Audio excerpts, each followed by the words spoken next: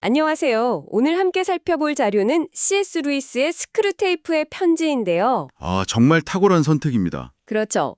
이게 선임 악마 스크루테이프가 자기 조카, 그러니까 신참 악마인 워무즈한테 인간을 어떻게 유혹하는지 알려주는 편지 모음이잖아요. 네, 그야말로 악마판 멘토링이라고 할 수 있죠. 맞아요. 근데 시작하기 전에 서문에 나오는 그 경고가 참 인상 깊었어요. 악마를 아예 믿지 않는 거랑 반대로 악마한테 너무 비정상적으로 집착하는 거. 네, 이 두 가지가 똑같이 위험한 길이라는 말이요. 바로 그 경고가 이 책의 핵심을 정확히 꿰뚫어오고 있는 것 같아요. 루이스는 악마를 무슨 판타지 소설 주인공처럼 다루려는 게 아니거든요. 우리 일상에 스며드는 어떤 원리나 관점으로 보길 원했던 거죠. 아, 그래서 오늘 저희의 목표는 명확합니다. 이 지독하게 뒤틀린 이 지옥의 관점을 빌려서 역설적으로 우리 자신에 대해 뭘 배울 수 있을지 한번 깊이 파헤쳐보는 겁니다. 좋습니다.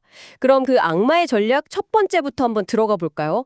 스크루테이프의 주장이 정말 소름이 돋아요. 어떤 부분 말씀이시죠? 사람을 망가뜨리는 가장 좋은 방법이 무슨 거창하고 극적인 죄가 아니라는 거예요. 네, 그렇죠. 거기서 이런 말이 나오잖아요.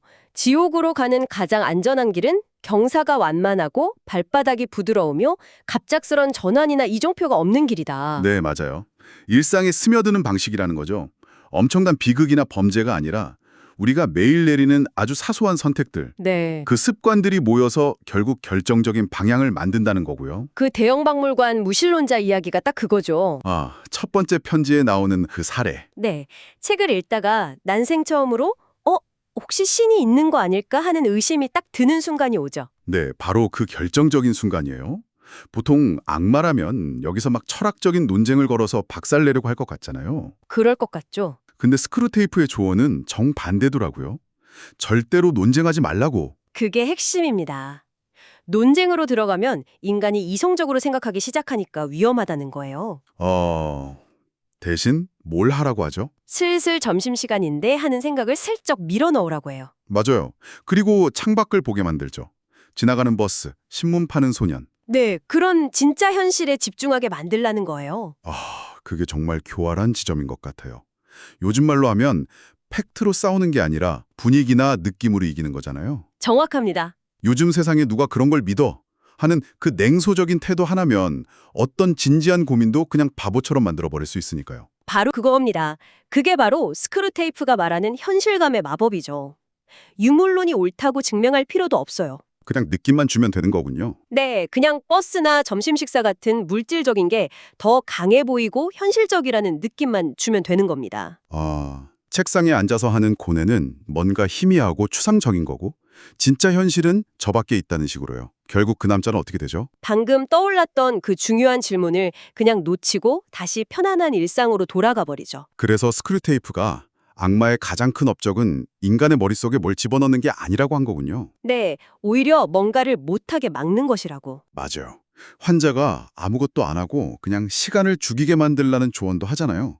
꺼진 벽난로를 멍하니 보게 하거나 낡은 신문 광고나 뒤적이게 하는 식으로요. 네, 중요한 생각으로 향하는 길목을 그냥 차단해버리는 거죠. 그렇게 내면에서 스스로를 방해하게 만드는 것도 무서운데 스크루테이프는 여기서 멈추지 않고 이걸 주변 사람들에게까지 확장시키더라고요. 맞아요. 이제 시선을 바깥으로 돌리죠. 바로 그 사람의 가장 가까운 곳으로요. 특히 그 어머니를 이용하는 방식이 정말 교묘했어요. 매일의 작은 짜증 전략이죠. 이것도 마찬가지예요. 집안을 뒤엎을 만한 큰 싸움을 일으키는 게 목표가 아닙니다. 아주 사소한 것들. 네, 아주 사소하고 말하기도 애매한 그런 신경절들을 계속 쌓이게 만드는 거죠.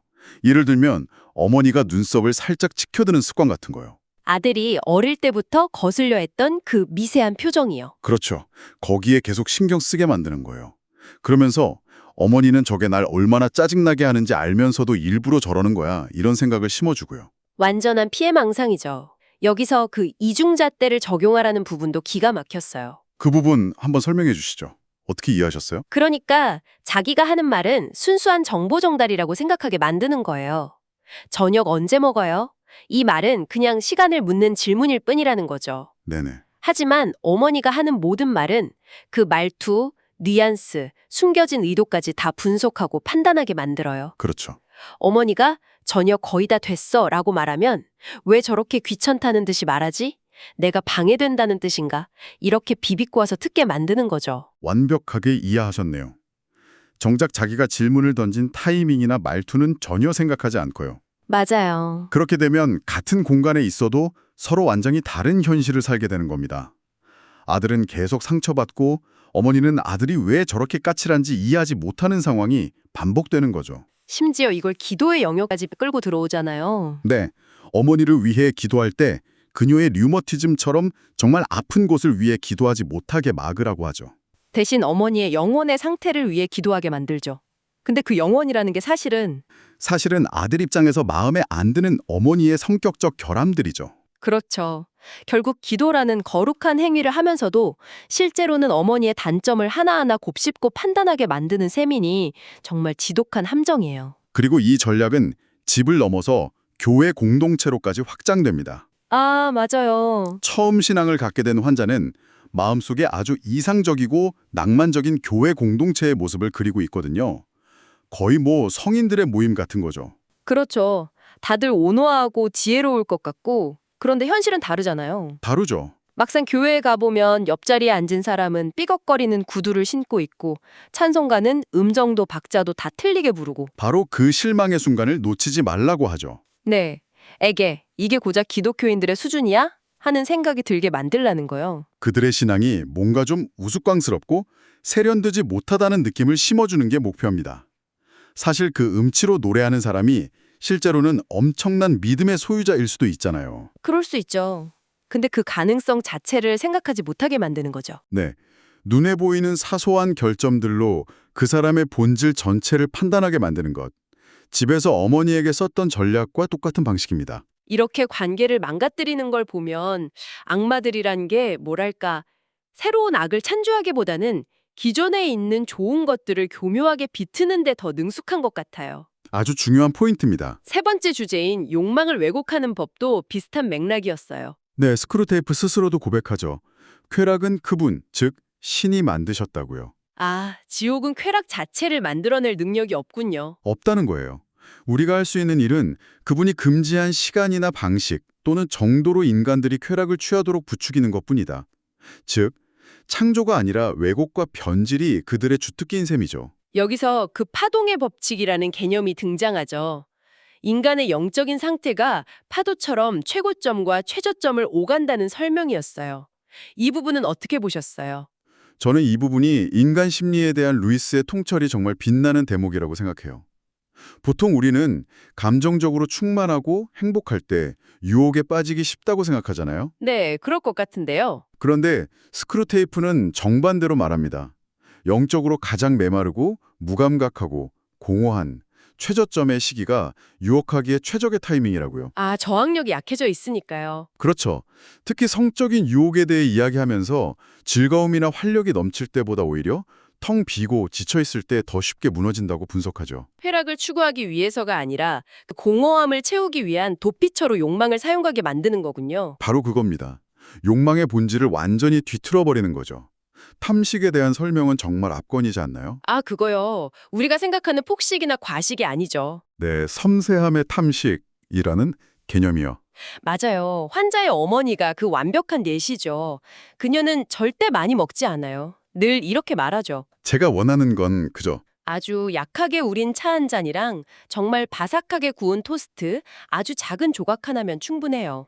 듣기에는 정말 소박하고 절제하는 사람 같죠. 네, 그렇죠.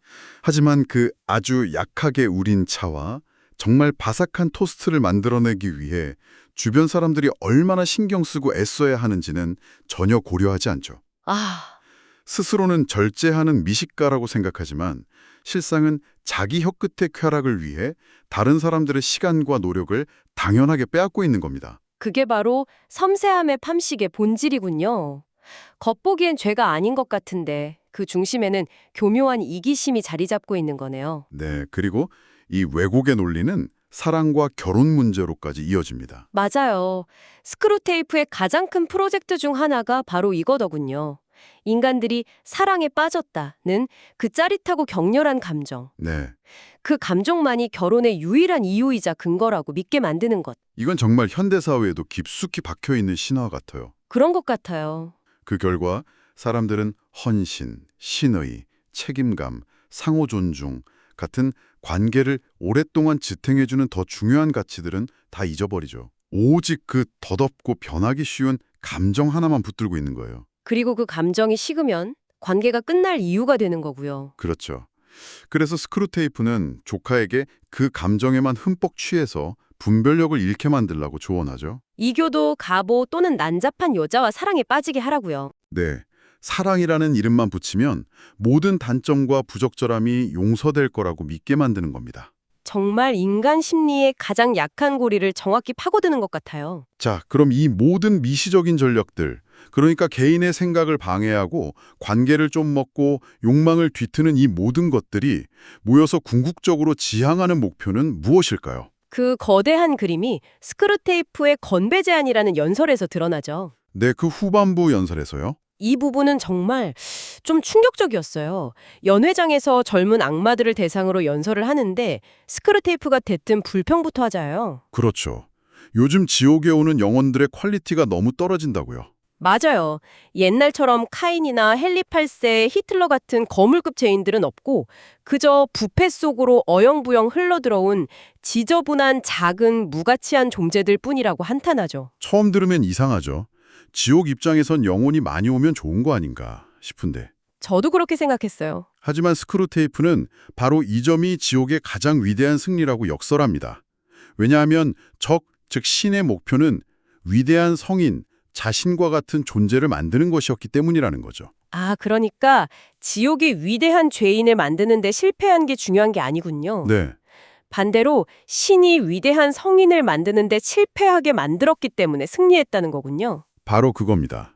세상을 개성도, 뚜렷한 의지도 없는 미지근한 사람들로 가득 채워서 신의 그 원대한 실험 자체를 무의미하게 만들어버렸다는 뜻이네요. 바로 그거예요. 위대함의 가능성 자체를 없애버리는 것. 그리고 이 거대한 프로젝트의 핵심 도구가 바로 나도 너만큼 잘났어 라는 구호로 요약되는 지옥 버전의 민주주의입니다. 물론 여기서 말하는 민주주의는 우리가 아는 정치체제와는 전혀 다른 개념이죠. 완전히 다르죠. 이건 정치적 평등이 아니라 모든 종류의 탁월함이나 뛰어남에 대한 뭐랄까 병적인 시기심과 분노에 가깝습니다. 누군가 나보다 더 똑똑하거나 더 고상하거나 더 나은 것을 알아보는 걸 견디지 못하는 마음? 네, 모든 걸 자기 수준으로 끌어내려서 평범하게 만들어버리려는 욕망이죠. 그 젊은 여성의 기도가 딱 그 예시잖아요. 오 신이시여, 제발 저를 평범한 20세기 소녀로 만들어주세요. 맞아요. 이건 겸손이 아니라 튀고 싶지 않고 그 누구보다 나아 보이고 싶지 않다는 획일성을 향한 갈망입니다. 이 논리가 교육 현장에 적용되면 정말 끔찍해져요. 그렇죠. 스크루테이프는 멍청하고 게으른 학생이 똑똑하고 부지런한 학생 앞에서 열등감을 느끼는 일은 없어야 한다는 그럴듯한 명분 아래 교육 수준을 계속해서 끌어내리는 걸 목표로 하라고 하죠. 이건 거의 교육의 사실상 폐지나 다름없다고까지 말하고요. 궁극적인 목표는 통제하기 쉬운 세상을 만드는 겁니다. 모두가 똑같고 아무도 특별하지 않고 그래서 누구도 진정한 의미의 리더가 될 수 없는 세상. 아, 스크루테이프는 이런 멋진 비유를 쓰죠. 작은 줄기들이 스스로 큰 줄기들의 꼭대기를 물어뜯게 만들어라. 결국 아무도 하늘 높이 자라지 못하는 잿빛의 평평한 세상을 만드는 거네요. 네, 그곳에서는 영혼들이 거대한 악을 선택해서가 아니라 그저 주변의 압력과 시기심에 휩쓸려 자신도 모르는 사이에 서서히 개성을 잃고 흘러들어와 지옥을 채우게 되는 거죠. 자, 오늘 이 악마의 눈으로 인간 본성을 깊숙이 들여다봤는데요.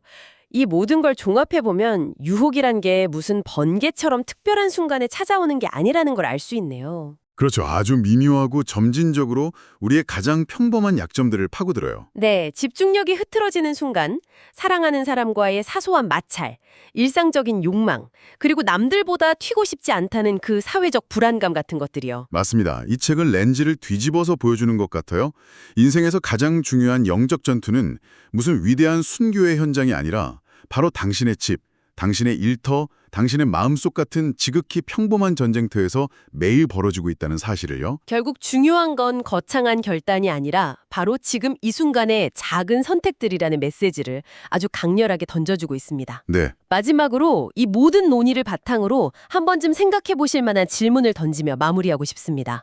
어떤 질문이죠? 스크로테이프는 지옥의 큰 성공 중 하나가 청교도주의라는 단어의 의미를 부정적으로 왜곡시킨 것이라고 자랑하거든요. 아, 그렇죠. 원래는 엄격한 자기 절제와 신앙심을 의미했을 텐데 이걸 아주 편협하고 위선적이며 즐거움을 혐오하는 이미지로 바꿔버렸다는 거죠. 네, 그래서 수많은 사람들을 절제, 순결, 그리고 건전한 삶으로부터 떼어놓는 데 성공했다고요. 그렇다면 오늘날 우리가 쓰는 말들 속에서 우리도 모르는 사이에 우리의 생각을 특정 방향으로 이끌기 위해 이렇게 교묘하게 의미가 뒤틀려버린 다른 단어나 개념들은 또 무엇이 있을까요?